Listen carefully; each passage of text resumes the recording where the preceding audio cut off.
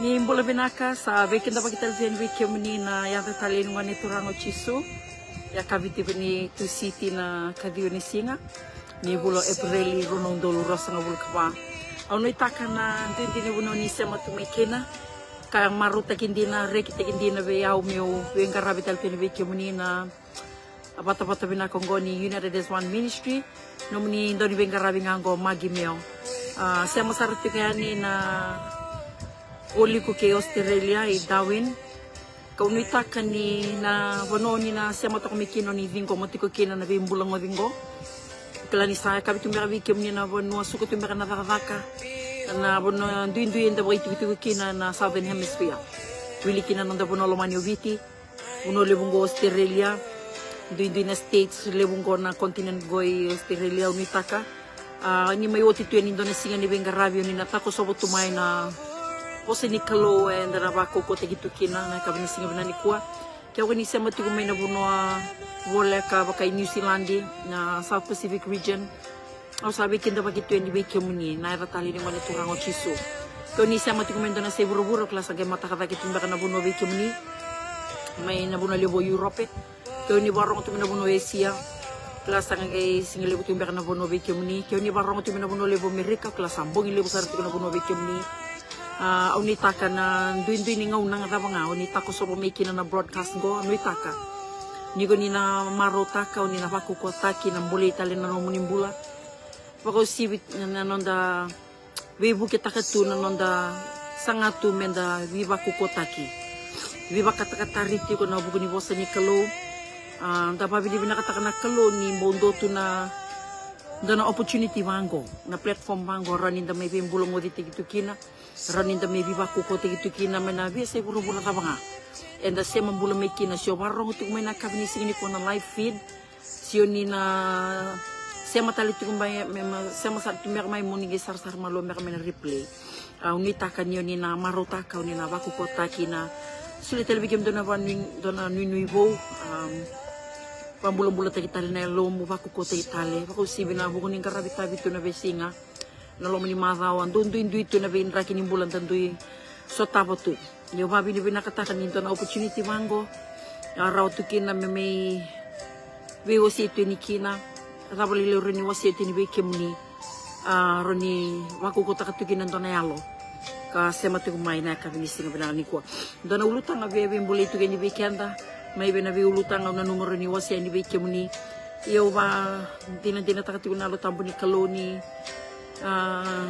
bita tu na mateni lo gumyo wasi ni beke muni nandon ulutang ko ni enda salu be ni kalo iya menda mbula taka nambula nindo na lube ni kalo enda sakila ninda lube ni kalo iya mbole bali buti na nandambula menda mbula taka menda mbula taka sar nambula roka takandina na roka nindo na lubi ni kalo patikin sambula tu nando na tambangauna eda bandin dina taka na bele raki ke buru-bura na be kasanta may sotabu tu buru-buru buto-buto kenda sa solingi kenda tu na buto-buto ke buru-bura di bosa tu ko pakayalo duin na vala tu ena be ngauna duin na be hulu ni bonon da sotaba be dangi kilitonin da sotaba Wain rakin duin da panganda sotaba kenta sa bandin dina takati ni kenta sa ngan reba tu kangana bosa ni kalo bos ni kalo menaro ni bako ko teki kenta tiko baka na numi kenta talebi kenta tiko na bos ni kalo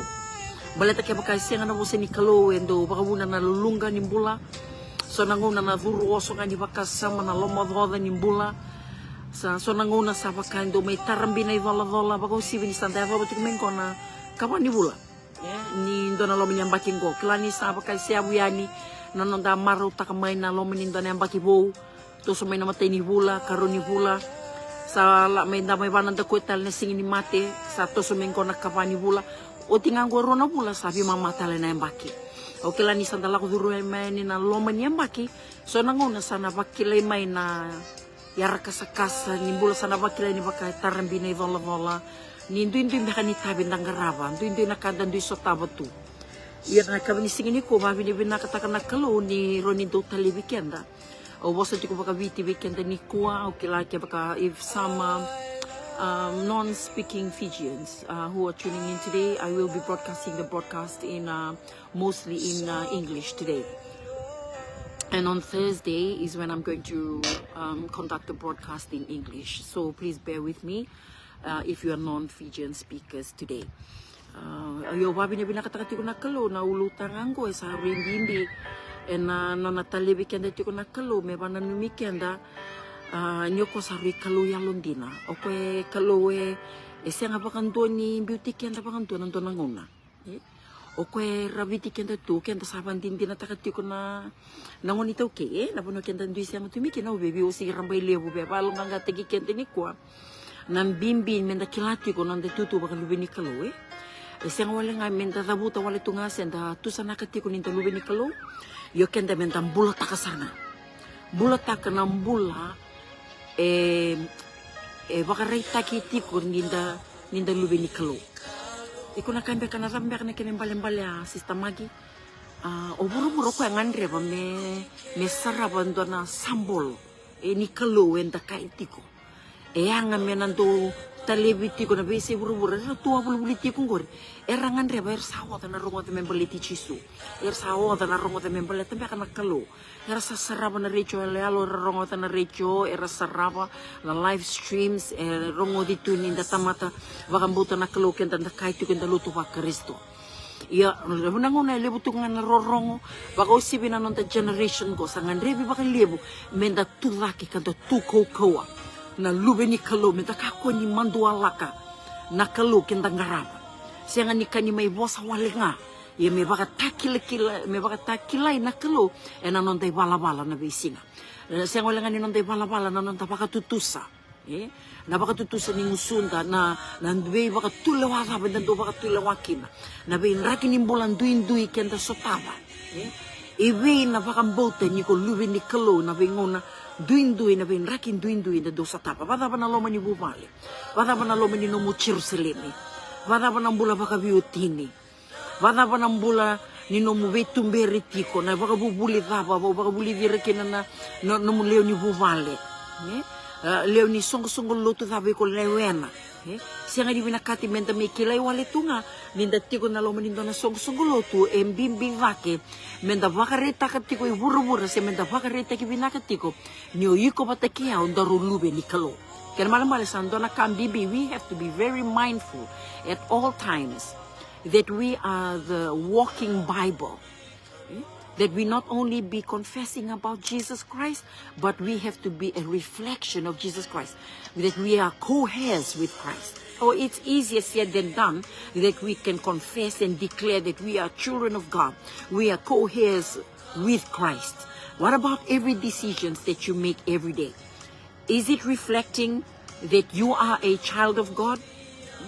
Weda na tingin bola tambo na wiambole tiko kinanandambula na matakani ensia kabini singa binakani kwa na bola ni Roma wase walu tikina tinikawa Romans chapter 8 verse 14 bango na bos nikalo ia ko iranga satumberi irana yalu nikalo era salube nikalo tikina rosanga bulka walu kina tulu sanga bulu e bango na bos nikalo ninda sakila sa bebu kena kakedenga merabinaka kina era salomana nakalo ko ira era sakadibi me bakana kasa na kitioti ia ko ira kedenga sakilai era ira eliu ko koya sa lesi ira mera toto wata kena lubena so na nunga sarati ko koya ni kadiba na nonda rumbula o ko sa lesi kenda ruti tu me kenda runa toto wata kena lubena na kalau sa tubala ko titu ko na nonda rumbula lesi kenda ruko ya tubana baka matau tu na nonda rumbula mana singa kenda rukune ko sember mana kan rukune kune teki mai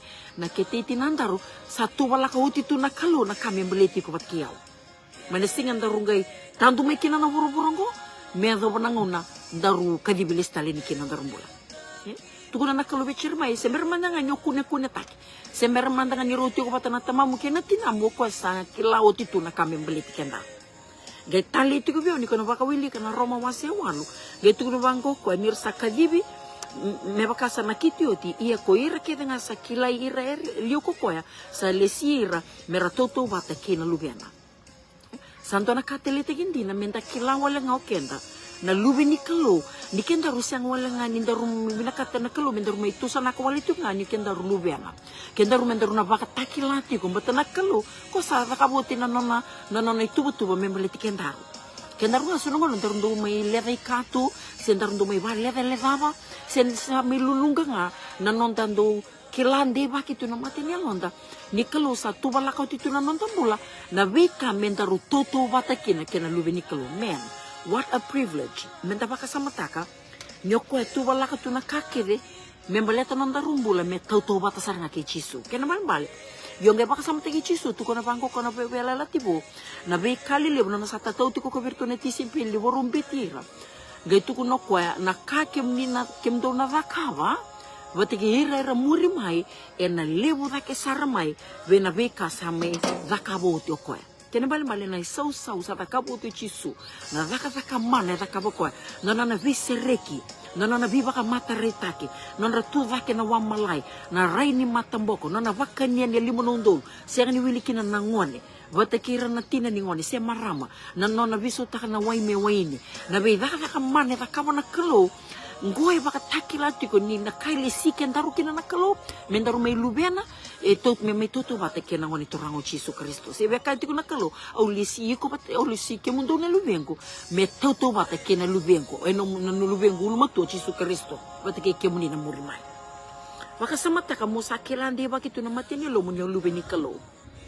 How much more is God counting on us? Baka lubini kalo e nakai nama koko na nondaru baka tutusa na bisinga na baka tulewani nondaru baka tulewata ka nondaru bula na bisinga na nondaru bula takatiko na bula ya baka lo meron ni sarapa na tamata na nondaru balabala na lubini kalo ko kilaw ko isa kaninto na tobi mate endo do na metoroba na nona bubale siya kaninto na mento na mate ndewa siya ndo na mate koso kusanta may redeto na mate sa wito na ngawin ni kuwa na vele raki nimbula ni tamata na nuing kawan-kawan nimbula ni tamata na loma oda nimbula ni tamata rongoda ya sianga nimbula ya sianga ni lifestyle no don nimbula takati ko endua lube ni kalo o kai tiko na ulu taka ni kuwa matata via una kai bitu tiko mata ni longo na kalo tuko na vira sianga wala ngai menira tusa na katiko ni kai tiko enta sa lube ni kalo o ko emboleti ko na nonto bula o kente menta baka takilasa nga menta bula taka dia kenta lubi ni kalo kena mal ronikaya kwe siang wala nga ni sibita ka kena no mubi na kato mo may lewa na wala tunga na sungo loto so mo may baka tututu na lomo ni loto siang nyo kwaya balata raw nyo tala si siang ang kasi ni loto si siang orang dini si siang baka tutu si siang siang so tinimbimbiya Embimbiva ke nyo buru-buru na raivi ko batake au ni saraba na nonda rumbula na buani nonda rumbula buat takan dinati ko siang ni buat takako ni ko lotu pentikos lotu wesele selotu katolika selotu kabitu siang o buru-buru be saraba na buani nonda rumbula me bakatakele oi sarota iyo kwa sa na kitioti me bakanisa na kitioti tu mago kenda rosa kadibi me bakasa na kitioti na bakatuto batatake kenda runa kalu me tuto batake na lubiana. Just ponder upon that thought for a moment. That is so deep and that is so profound. We have to have that confidence in us to know that we are a child of God. So when you arrive at that point of your life to understand that you're a child of God, you understand that it's not only having the knowledge that you're a child of God, but more so that you have a responsibility. We have responsibilities.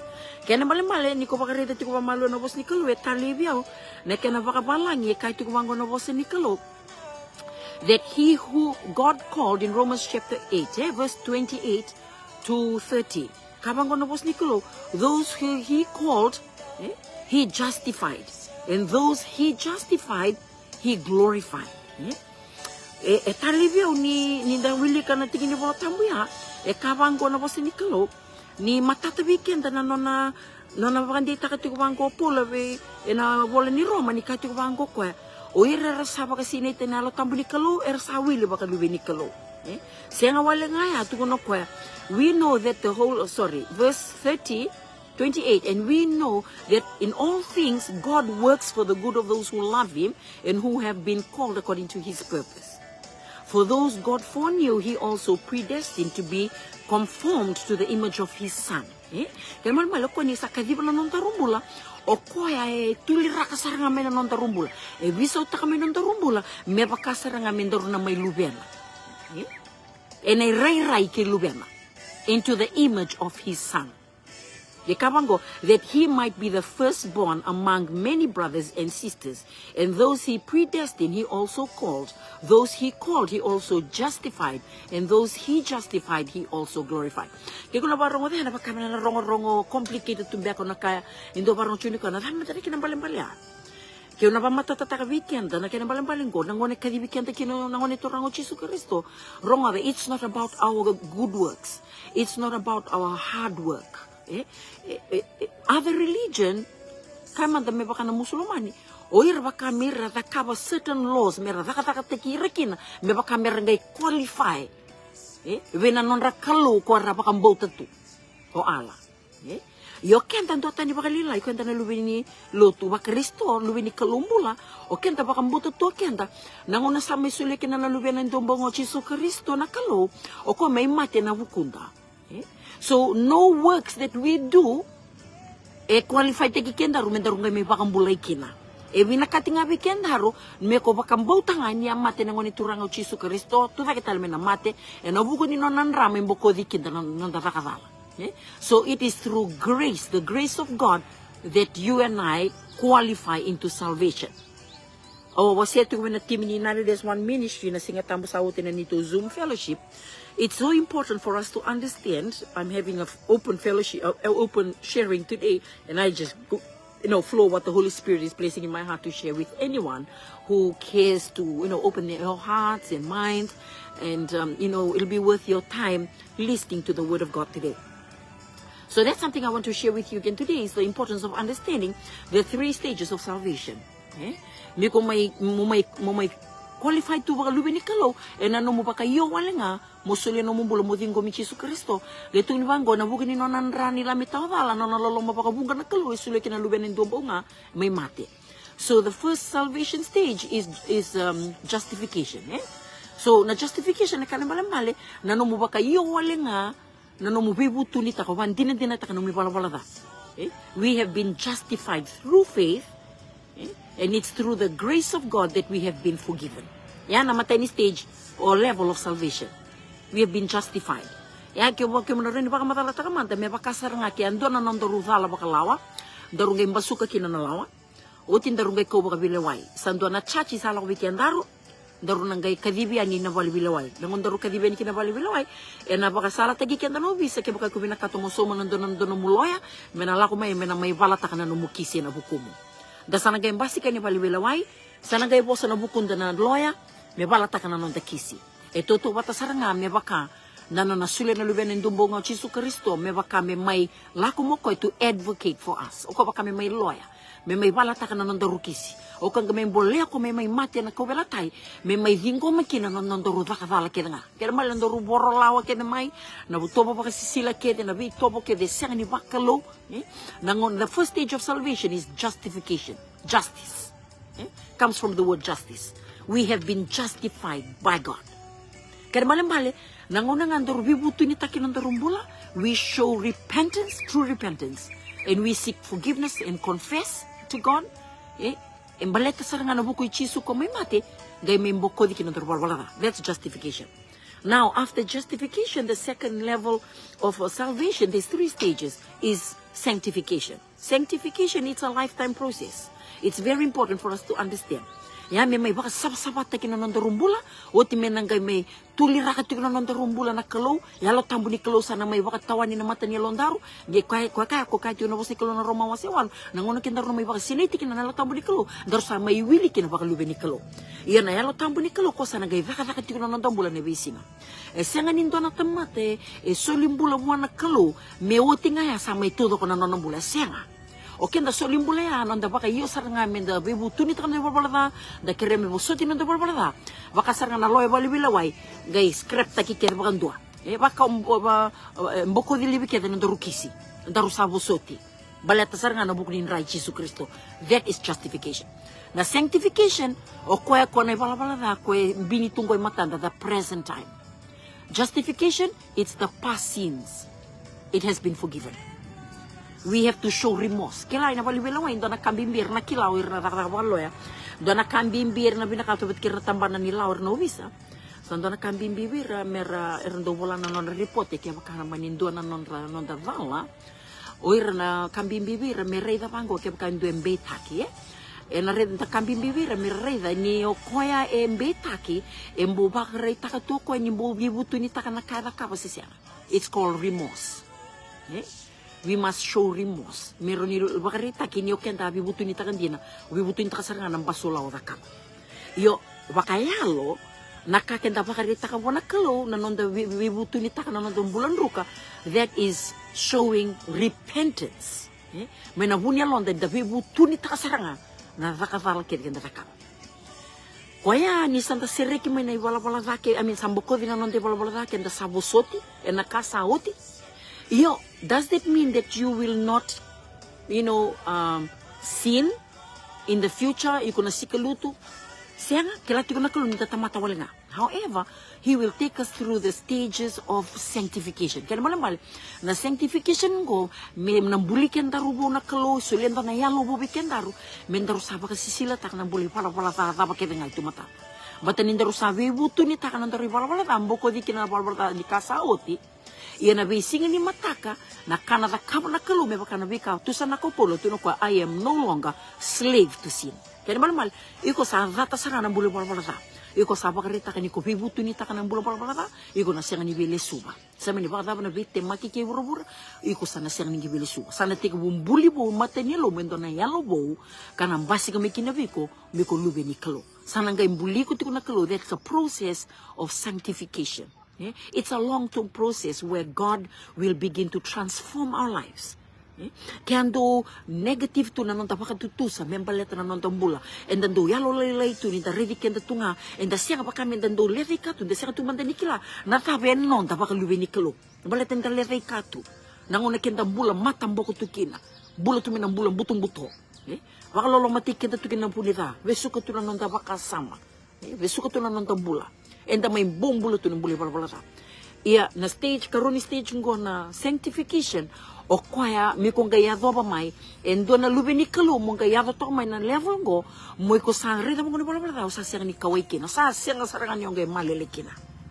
Kaya so tababata ba ng dende ya ba pala no mumbula pa kabubale iko sa siyang linggo ya pala tikina backslide matangan na tim iko sa siyang yung gay pala tikino iko baka dalakan na tim iko sa siyang yung may affect kiko. Baleta na dam, baleta ni sambulia bo na mata ni lo mo endo na yalo na kalo, iko sayado baka lubi ni kalo, kasaba ka mo may baka tutu batak tagi ko na kalo, buli ko to become the image of his son.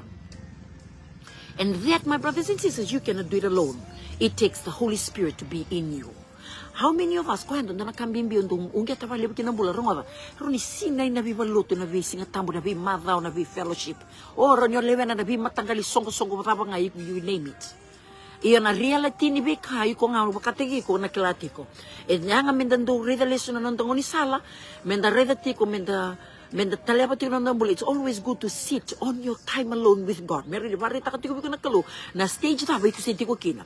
So we can da kanirarawan ni it's either lack of knowledge or it's just ignorance, pure ignorance of the word of God. Okay? So we can daron ni se tu binakasar tu nga na stage ni justification. Yuko siya pakarabi tu nga enan rai chisu mumbulay pala tati ko nga o tiya mo ge kerbi bosoti tu nga na bengona. Okay? Mena o tinga badal kasi ba di kerbi bosoti ke. Ronga o siya hoti na tambanan nila wa irando bimbi merando reda o koya convict ngo koya daba embo barita ka to ko any sign of remorse. Weekend ninda sulim bula bona kalon siya da bibutu ni takan da bala da ba. O kenda bibutu ni takan din nan da bala da me na bi baka tuluwan takan santa na fakta sarang mi dali subo ng bula bala da. Sisiyan. Siya baka kata-kata bata baka tutaki me baka me conditional tu nan tang garabi ko. Menda baka me da ulum baleta kaniti ko sonan da lala kami dengan ndreki wurwura o ngula da bana nanu mo baka tutusa me baleta nanu mo bibutu ni takan me bambule bala da. na ngoni sala bakan na bala bakan do mula sara wendo na tamata bakan buta na kalo miko sa bakan do nuyu ko bakategi ko mo bakan do nuyu ko bakategi ko tiko mo ulum bala takati ko nan rai chisu mo bakala kati ko kina mo rakabati ko sa bala o sabi butu ni oti sa bada rakapatali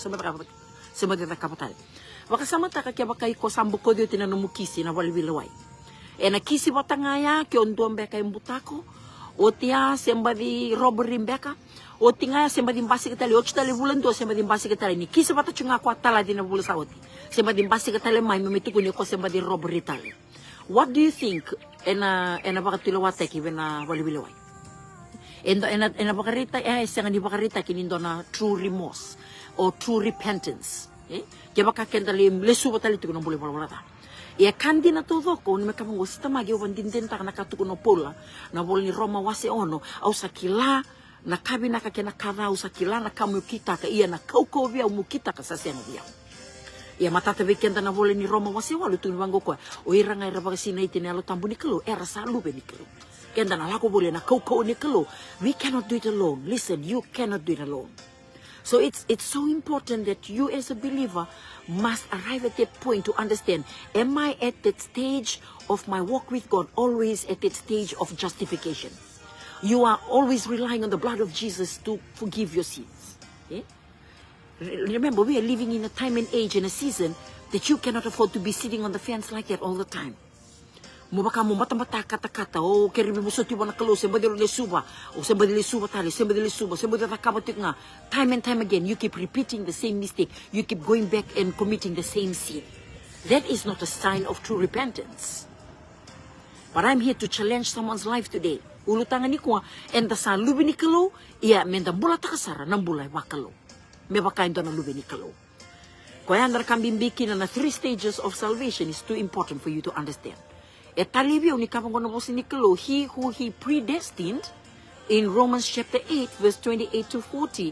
He who he foreknew, he also predestined to be conformed to the image of his son, that he might be the firstborn among many brothers and sisters. And those he predestined, he also called. And those he called, he justified. And those he justified, he also glorified. Nakambimbindon dua from justification to sanctification. And the third stage is glorification. Mendo na lubi ni kalo, mengayava may na stage of salvation of glorification. You are made into the perfection of Jesus Christ. When you reach that stage from justification, iko sambuko din mo bala da, sabo soti na mo dakabala. Yo iko na sembernyo se sereki mai mo kamu no mo sembombula, tiko na mbule bala da.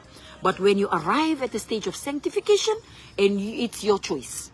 Gona pano endo may malu-malu mo pa kanilebo to ko kinanda na waselebo ni tamata pa kang bauta na kalo.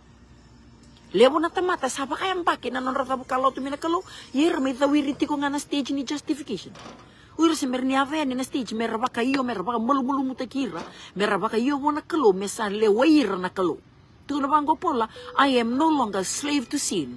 However, I am slave to righteousness. Yan do na kambimbindi na mukila. Kila ko na nandadong bulay, pala-pala tatu. Me bakasar nga nandadong bombula tu kina. Siya nga tuwi kita na willpower. Ando ang ngay kalumike. Ukudabuti ko nga mi bangko siya tani. Na rinan do'y roka kenda may baka tuan reza kito yani. Wala rabi baka doon na nanda baka tutusa. Endang wala rama. Endang raway baka raw tu. Sando na kambimbindi na nanonda we have to have that knowledge and understanding of God, setting us free. Nanonda binakatoki and the Lord, I do not want to be just in that stage of being justified. Through grace that I've been justified and my sins have been forgiven. Lebo weekend, they can say, tunga na stage ya. Lord, my sins, binakabalib nung niloloma, nimbuko na nung gudakadala. Kaya bakay ko setigo nga na stage iko na siya nga baka ondion yon na yavova na baka tangende nindo na lubi ni kalu na kaya baka ruta ka to ko membaliti ko. Mengayado na ngo na metigo butuli ra kami nando rumbula na kalu biso ta kami na lontar sulendo na ya lobo tego bubibisaw na baka tutusa. Kaya bakay kun to baka buta tunan da tobi mati nando rabon tunga na numbula na taki pa nga tunga na numbula. Au sa nando besu kitu nga bago numbula. O kitu la ko may nam bulan nindo na kaway kitu nando matendole, mateni cancer, tubunin ra, diabetes. O di tu kuna gori. Iko kilan iko sakila no mu tutu baka lubi ni kalo en dua tani. Bati iko sakila iko lubi ni kalo kirau sabita dini saranga ke Yesu Kristo. Ya santana kambimbindi na mendua mengayado mea. You have arrived not only at sanctification, level of salvation on sanctification, but therefore God is perfecting you. He's perfecting you, not by your own hard works. Siang ni nomuzaka binaka, but He is perfecting you through the Spirit of the Lord in you. Mengaindua, he who He justified, He also glorified. Tama kina balbalya. Ni sando glorified takana kalo sa teka wrong na dana ni baka yado ka na talent dia baka basi kata mena kalo asatu makautunga na talent di ko sudu mata kami na talent itu gorbiko iko sudu mata mena kage tu weko yang baleta ni kenda ruambula baka vitali tu mai siang ni baka takila impi kendaru na kage kedi kendaru kina na kalo moge baka samataka from justification stage to sanctification stage. May for God to be sanctifying us, we are being transformed into the image of God, and for us to arrive into glorification stage metamate saraba na nonda rumbula sabaro koroko takanga na kalo na buoni nonda rumbula na bibaka tuluan daru baka tuluataka e na baka tutusan yung ngusunda na kaindaru na may kilay tanikin na lubi ni kalo. I don't know about you, but I see that God is doing something very dynamic and very profound in these end times. Oklanyo, tu sa nakatugumay na baki Rose Howard since 2022 that God has shifted the body of Christ. There's a great paradigm shift that has taken place in the body of Christ. And the paradigm shift is about empowering lives. People are rising up and stepping out of the churches that used to, confine us. Ebe suki kenda tuki nando nanguna. Me bakanta nandu maindui kana dubu tunga na sungulutan daliwen. You notice something. There's a shift that I've been confessing and declaring since 2022 what the Lord has placed in my heart. That we are stepping out of our comfort zones. That because God has trained us already, God has discipled us in the churches, and God is entrusting us to step out. And there's a spiritual collaboration that is taking place. What does it mean? Kerman malan duin dui karya kanibikan da kinana kalo. Rongo dan meko mo daka tigi kumai. Kuni bakati nga indo mo na makati nga siya baka rabi tunga nan rai chisu me may boko da chunga nan mudaka dala o tinga siya bade madamingo siya bade bakadala ka siya bade kereta nan rai chisu me boko din borboda o kisana kay baka da wiri chunga na first stage of salvation, which is just justification. Tobol ya modaka tigi kumai mo kerasa rabo na kalo turangay ko mo na sireki o may na boni besungo. Nambula bala bala tau sa data may nanuguli subati ko nga nambula the same mistakes over and over again. I keep going back and keep committing the same sin over and over again. Rongo ta mata na tiawa roy kilabi naka nangaw na kinda rululunga kina nandaru bulan ni masu bulan ni wili kana bosa ni kalo na bulan ni baka songo ni bata mi da titiba ti ko bakat katarit ko na mata ni alonda wa mi wosi bina no mungaw nandondo kina kalo au yang bulan na nondam bulan ni kuwa. Kako ni may baka usota tunga ng dami-dami ni waluluto na bimakawa. Mengaw laday katu. Mo sa ngay rabi tunga. E nano mo baka rabi tu nan rai chisu. Me umbi rai kiko tiko me mbukota tiko nano mo iwala-wala. Ronga. Kama ko nabos ni kalo. Ninayado baka sorry. Nano na lisu may nakalo. Wala ba kaya lisu may yuko simbuli wala-wala tunga. Mo gabi nama katiko. Mo me naloloman libo ni kalo. Me nambukota nano mo dakanala. Balatan ni na lisu mo chisu Kristo na sign sa pariti kiti weekend sa pakatakilikila sa atu kuniti weekend that He is already on His way here. He's on His way. Ko sa siya nga talinin doon ng nguna na wekang kung ninomubula baka vitaliati ko. Ko sa siya nga ni nguna ni backslide. Ko sa siya nga ni baka vitaliati ng bula. May batang-bata, kata-kata, kata-kata. O tingan doon na kinaluto, o tingan doon na kinatuta kitali. Doon na baka lusing nguna libo, nanda may sangatu, menda bibuit itiko, baka usibin ng nguni 2K. Nabi baka lututak isang ni Vakaraw. Kento si Liya Chunga nabi baka lututak. Ngonango, we're supposed to be busy in standing up for the kingdom of God. We're supposed to be in the business of spiritual collaboration. Menda Vakalaka bata. Yung dana ka na maruti ko nilo, kung yung sarabati ko na worship leader summit ko sa gayo tungoy biti. Waka binibinakata ka na my brother. Brother Takau na nona lako na keme na vision and bitabi ko na kalo me kauti songo ni rabata may na worshipers ibiti. Meramay songo ni bata, and there's an impartation that is taking place there. There's a spiritual collaboration that is taking place there. How much more is God counting on you and I? Yan na tiya mo rakasang kita kaboko ya. Do mantangan na ibalu lebo na balu mantangan ni nombo katuluwata ka mo biti buru-buru may o tiya mo gay toso may nalomanimbay. Yo sama iso limbolo mo tu na lo mani mai. Gaindo tala nei valo na lo mani mai. Me mai baka matambo ko tiki kenda tiko na teworo. Me kako ni baka reta ka bikenda na lo mani mai ni no mutoso but kena kalo. There are 3 stages of salvation. One, you're justified, right? By the blood of Jesus, through His grace, your sins are forgiven. That's just the first stage of salvation. Second stage is for you to be sanctified. Me transform tagina no mubula. Me o sireki saranga me ni bulum bulum o sireki mekina. O sireki. Ke ondo ya leo sa hoti bukan do bikon ondo ya leo. We tali saran rutu ya waki baka biotini nindo na leo tabali matamu se baka taba na wadi dia mai viko se wende mai viko se vosa ni bisa mai viko se vi wali mai viko raw viko ndo na turanga lilu nindo na bubali mo baka nanda kuya. Na bete maki ya sema ni baka taba na koko. Balata ni sa sega ni kenda rusambula na Kristo ko sambula ti ko mandao. Sa hoti bukan do na nonta baka murietu na kay ngaro batu na lomanda na ngonda. Sauti. Pateni santa pakai sinete tu na tampu ni kalau. Oti anak kalau sana gai tuli raka chunan tambula bisa takanan tapaka sama transform in our mind so that we no longer conform to the pattern of this world. Lebo na ngau nanto may yato takana stage ya so rando may lutu ko sa tarikina. So rasang ni binakata me sini baba malumulum tekira me bisa tekira nakalo. So se baka se maleleti ko binakata me buko den robar ya baka se baka binakata chunga me rangaroba chunga nembula. E baka tu situational tu. Roni toso ko tu me viti bim mo viti me la ko me Australia. O may kama sartunga nung bim may viti la ko Pertania, kama sartunga bim Amerika. Kama sartunga bim na bono ay ko amasula ko lolo baka tando lobi ko nakatuba. Na waya saranga na puno waya kina so mina no maso o sa tigu bakila ni lulunga. That is called a conditional kind of garavitalo. There is no time for that. There is no time. Me baka me situational to se me conditional to na mo garama na kalo. Kalo kwasa he is raising people up who become co-heirs with Christ. Understands their responsibility as a child of God. You move from that mindset na nomundina waletunga na nomulom ni sungsugulo to kolewen. Ondi na walito nga ni tutu wakay tala-tala siyang kasi. Kapag lolo mamendo may kami sangat ko may buki baka binakati nga maleta nga ni tutu. Aw siya nga ni walo siya nugungaw na may baka mulan katakachuk na nugoy bala-bala nugubuki nugoy tobo may balatang nga niyo kadibin niyo tala-tala magi. Siya nga. Siya uliuli nindo na ministry. No.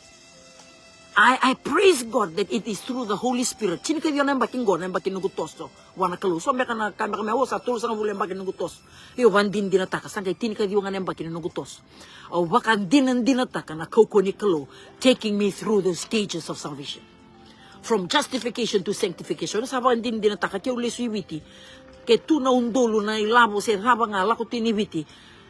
Aw saan yung rita bang na lasik iburbur sa siyang sa kanyong malilikit. So kumantangan ni biwe kani maraw baka bitalia maraw baka liya siya nga yung may buka musa nga nung buki balatangan yung radio to may yakiliw may no I don't have time for that and I logo sa nga miloma I willingly do it because I have come to understand my responsibility not as a pastor not as a leader of United One Ministry or say because we're leaders of a ministry but because I'm a child of God.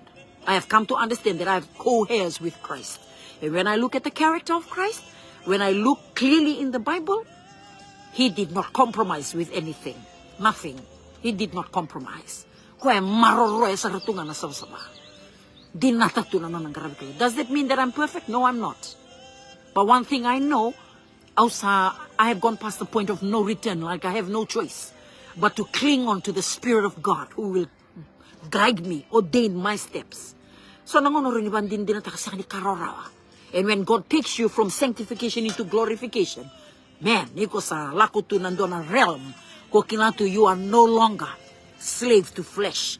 Kaya kung baka wilikan, na was ni bolanggo na bole ni Roma wase walo, tale ni darebango, tugini bango na bos ni kolo, those who live according to the flesh have their mind set on what the flesh desires. Romans chapter 8, verse 5. But those who live in accordance with the Spirit have their minds set on what the Spirit desires. So it's not about following a set of rules, no.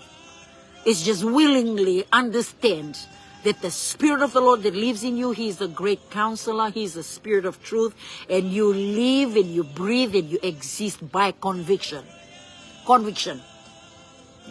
By conviction. Iko wili ka na bosi ni kalo nyo lako tu na tambu ni kalo baka ngayon doon rubitala no batati ko na kawi ko tikolo Lako tiko na vital no kila sa valas ni vakalo ngal ngusumu ko ni bosa. Lako bangkonda na bunua ye na ngomo binakatomo lako ikiao binakatomo libalo me binakategika. Na lo tambo na kalo na kaiwi ko ni lako kina. Don't go. You are set apart. Nothing good will contribute to your life. Baka muria. Siya ni kararaw kamu si musi.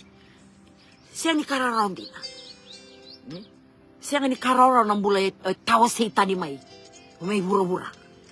It's not easy. And dinati ko ni kati ko na si kalo, gingon din na nasala kinang bulatamu to. Siya ni kararawa.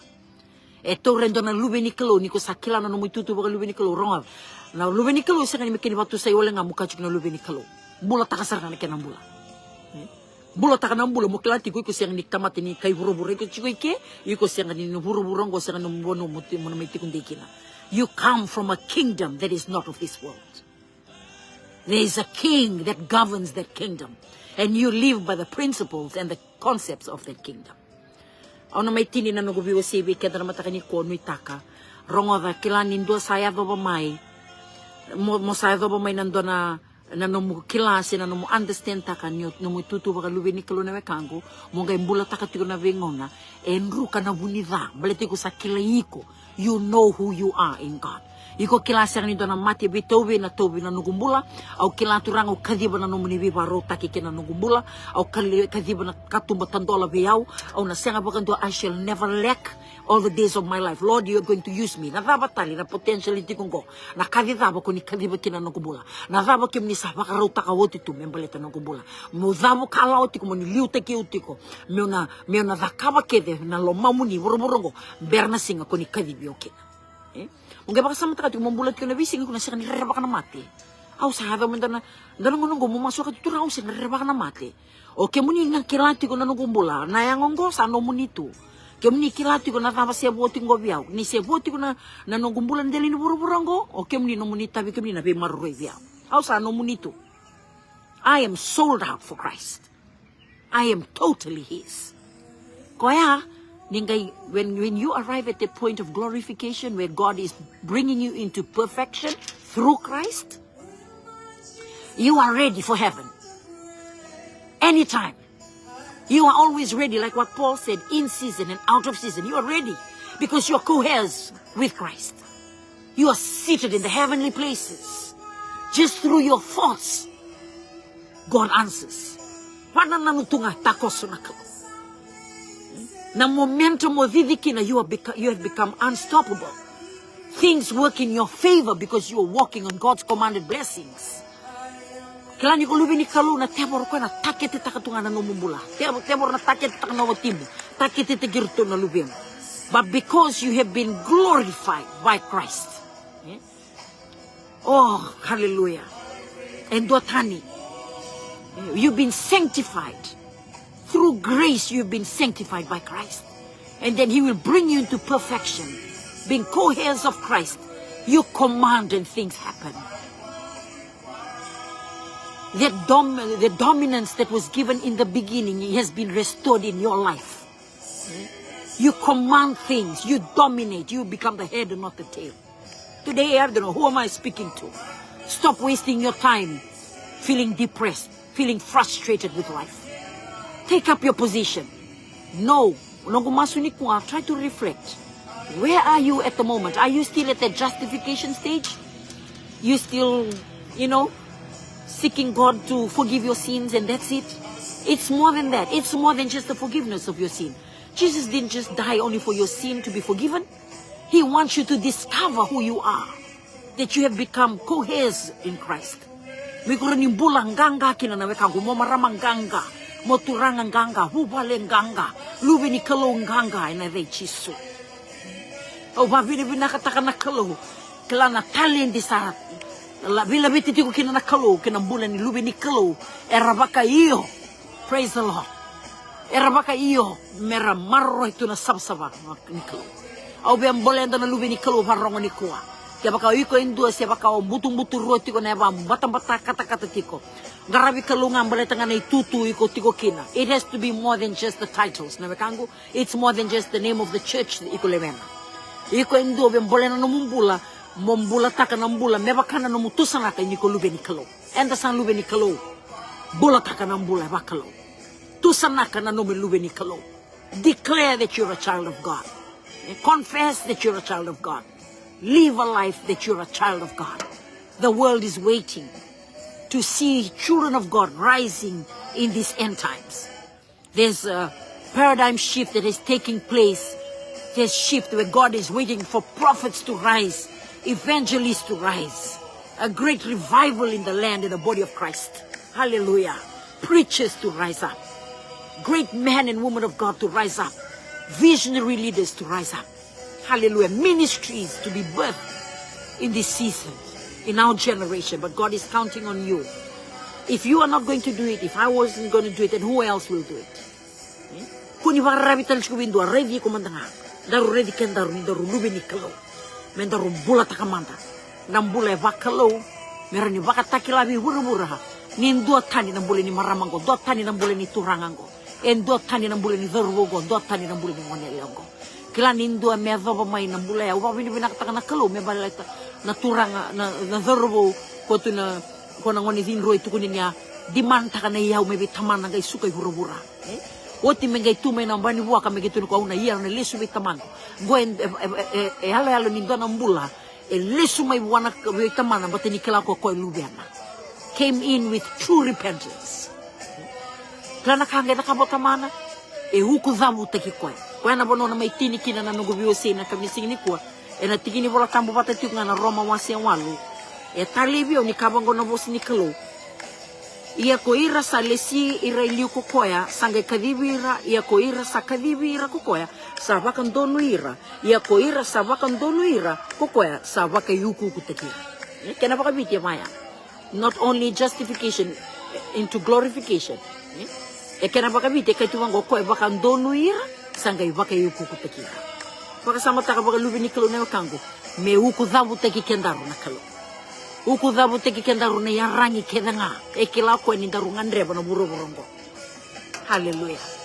Onu itaka nandindi ni buno kem ni sem mekina. Lube ni kalo. Time zones dhabo ni warongo tu mekina. Geographic location dhabo mo sema tu mekina. Sano go masu ni kwa.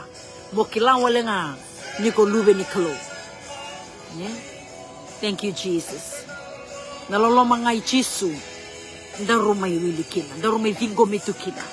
Ya nanu mana kangu ko sing nakata me mokota wala nganu mi balbala da ko be bagare takabiko na inaki serangan ni numbiu menandeli ni buru-burungo mo tuta ki koya na talent ngori na isoli ngori na kilati ngori mo mai bakayanga tagi wala ngana lo mani bayni kelo so that God takes you into that stage of glorification already. From the day, minutes, seconds that Jesus will come back, you are already ready to be glorified even in the heavenly places. Sano gumasu, lewa kangu, liko na senga ni wele, iko na senga ni leveka, iko na senga ni baka leve batiko, na nomu itutu baka lube ni kalo, iko senga ni doanga na tamata baka mbuta, rongo dan kangu, iko lube ni kalo,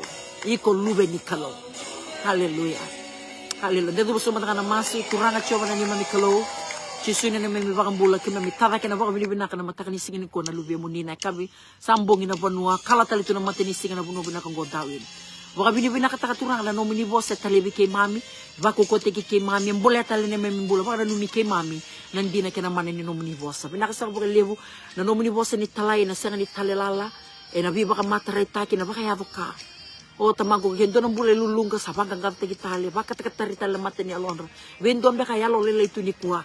Talebiran dono na nomu ni bosa turang na kabini singen dendai na balibu turang bindo kere bi masulaki tu beka na masu da beka ni baka taki kere mun na gay sumabutu biron ramasu huni masu beka ni baka tutusan na rambulan ruka ng kukalo na balibu na nomu ni rani lami tavala me boko da balibu na ni me tavala kede na kinan dono bula turang ko ni kaliba na non rambula kuni sakila oti tunay naki membeleta non rambula na balibu turang ni kem sabakan dono ni mebe kemuni siang wala ni kemi bakan dono ki me na uku zabu taki mebe kemuni binaka baka lebu na nomu ni loloma na huku ku baka loma langi na nugu kalo o na huku zabu teki tu me na mate ni tuni kalo endo tani na rasarabi ke mami na mbula rambula bura karena baka diri kemuli bara benga gani masu turanga na balebu na turanga ya na maramoya dorbo na ngonelioya tamago ni kem sa bless taki bata kem sa bako ko taki na bugo nomu ni bosa kemem nang garaw na mena bali sibi kemi na ba binaka bosa binaka teki dondo nga na damu ni Jesu Ya da meni mami sorro kai bang bulandina endombonga. Amen ni Chisu. Praise the Lord.